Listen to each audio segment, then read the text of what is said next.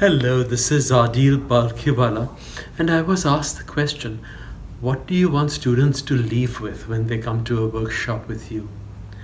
What I want you to leave with is two things. An experience that you feel in your body, that you feel in your mind, that you can actually tangibly realize as being different from the experience you had when you came in. That's number one.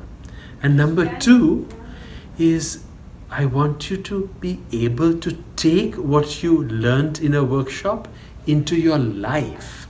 Because yoga is not about the postures, yoga is not about stretching and contorting and doing these powerful, fancy things.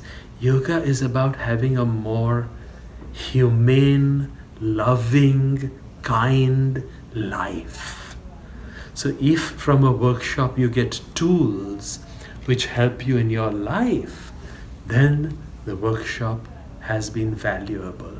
Otherwise, it's just been another gym class. So I pray that when you come to workshops with me, not only will you have an experience in the moment, but you'll take it with you in your life.